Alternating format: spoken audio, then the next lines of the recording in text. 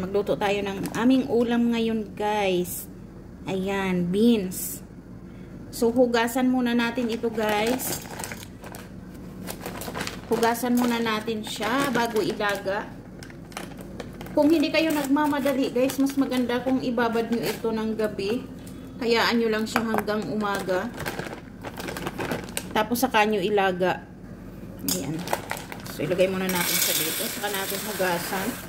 Ihahabol namin ito para sa aming pananghalian, guys. So, ayan, sabi ko, kukuhaan ko nga siya.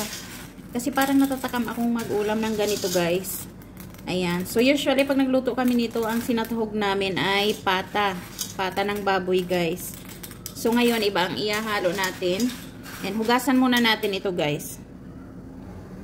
Ayan, nahugasan na natin siya, guys. So, lalagyan na natin siya ng sabaw. Ayan, para mailaga natin.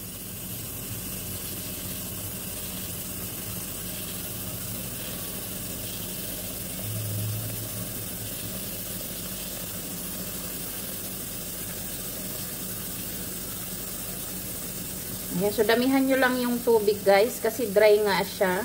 Siguradong kakain siya ng maraming tubig kapag nilaga natin. So, ayan, para hindi kapusin sa sabaw, dagdagan na natin habang nilalaga siya.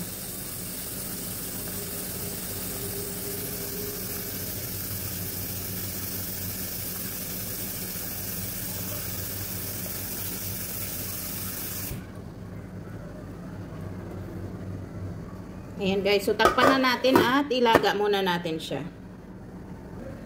Ayan, guys, so nilalaga na natin yung ating buto ng sitaw. Ayan, so kailangan naman natin ng garlic, guys, ng sibuyas, kamatis, syempre. At meron ako ditong tinapa, guys. Ayan, homemade yan na tinapa. Ginawa ko yan. So, first try ko pa lang. Ayan, isasahog natin yan dyan sa buto ng sitaw dahil mas malasa yan sigurado, guys. So, ayan, nasa sa inyo kung gaano karami ang gusto nyong ilagay, guys. Yang nilagay namin ay 5 piraso. 5 piraso siya na tinapa. Ayan. So, syempre, maglalagay tayo ng patis pang-alat, guys. Ayan, guys. Nilalaga ko na yung ating buto ng sitaw. Ayan. Palalambutin lang natin yan. Tapos, pwede na nating umpisang maggisa, guys. Ayan, guys. Mag-umpisa na tayong maggisa. Nabulol na ay.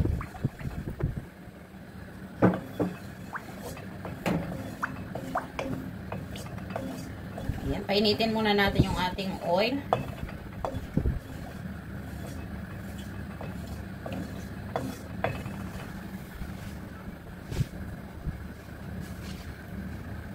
Ilagay natin yung bawang, guys. Ayan, nakakamiss yung ulam nating mga Pinoy, di ba? Kaya ito, guys, magluluto kami ni Budots ng ulam namin. Ayan.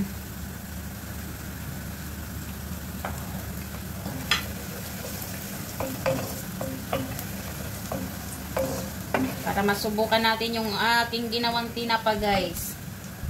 Ayan, di ba? Tinapa naman yung kulay niya, guys. Sa susunod, ipapakita ko sa inyo kung paano ko siya ginawa, guys. Gagawa tayo uli.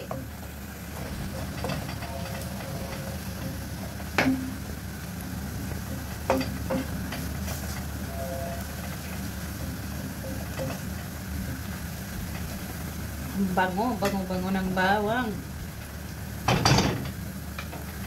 Yan, isunod natin yung sibuyas. Isang sibuyas lang to, guys, pero malaki yung nilagay namin.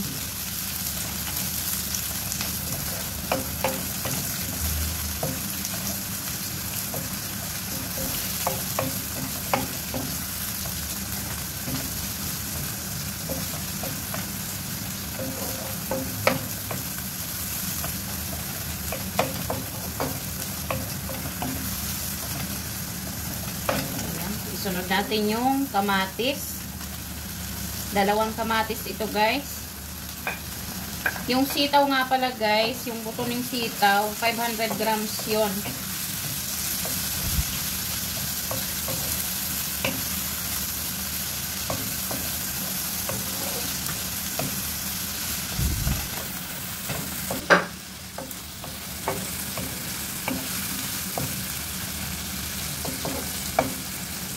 Hayaan muna natin lumambot yung kamatis, guys. Takpan muna natin.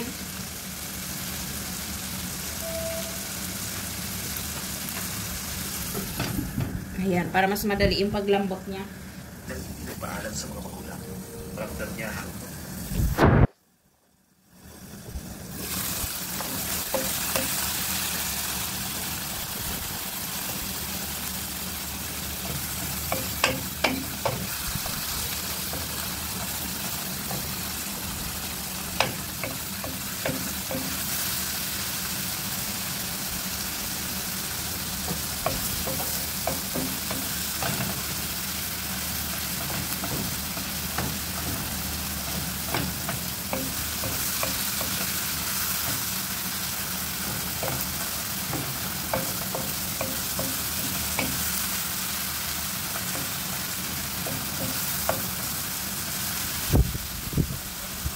Ilagay natin guys yung tinapa.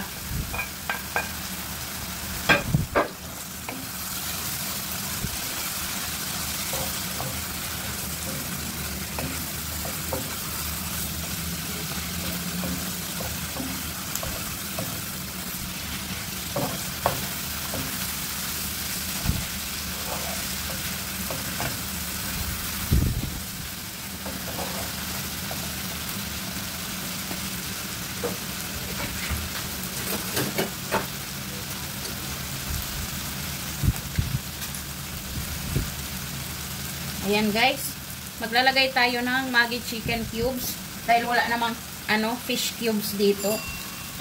Kaya chicken cubes ang ilalagay natin guys.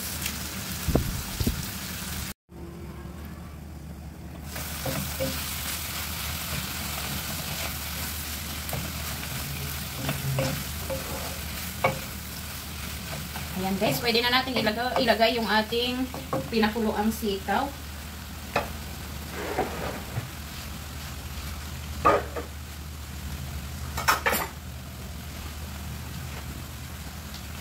Ayan na. Siyempre, isama na natin yung kanyang sabaw, guys.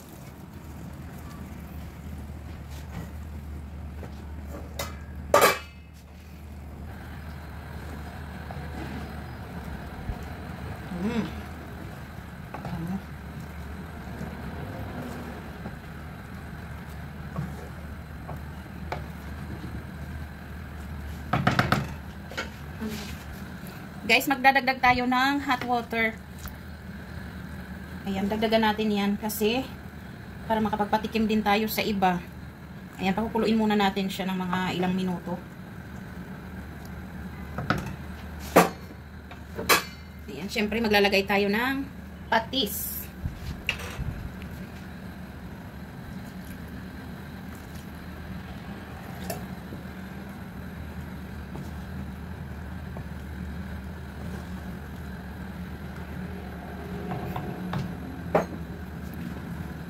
Pakukuluin natin yan guys hanggang sa medyo maglapot-lapot na yung kanyang sabaw. Ayan, kukunti pa yung sabaw niya guys. At syempre maglalagay tayo ng gulay. Haluan natin yan ng gulay guys.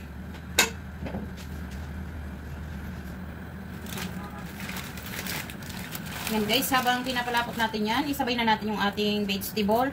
Ito yung sili guys. Ayan, lagi ko nakakalimutan sa English yung kanyang pangalan. Ayan, ilalagay ko na lang guys. Ayan, pag-edit ko, ilalagay ko na lang yung kanyang pangalan sa English.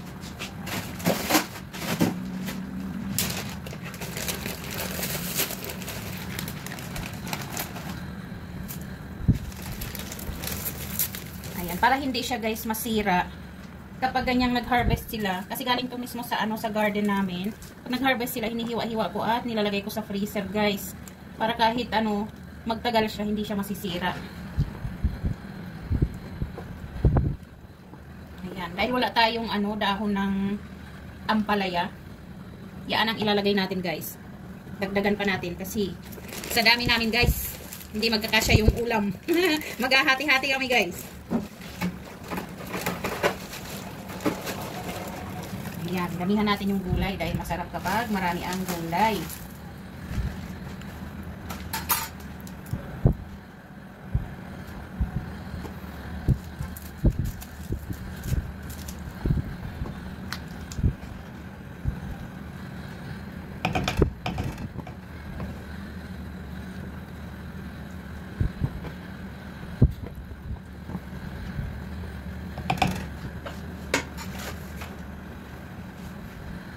Ayan guys, takpan muna natin. Hayaan muna natin siyang kumulo hanggang sa kumunti yung kanyang sauce.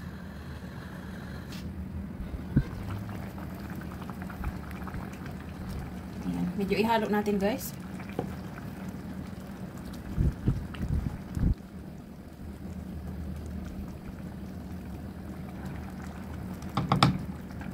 Takpan uli.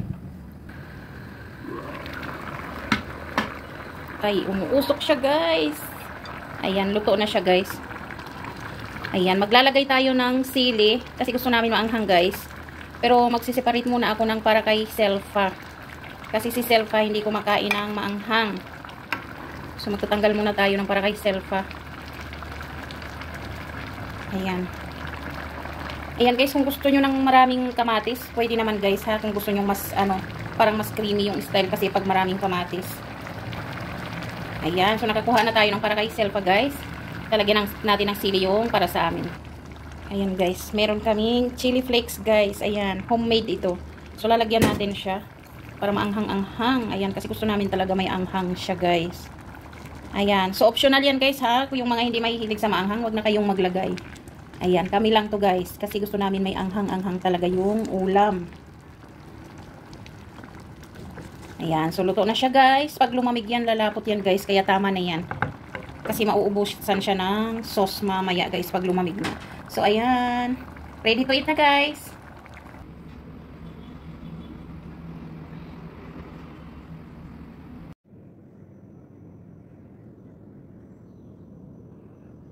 Ayan guys, kain na tayo.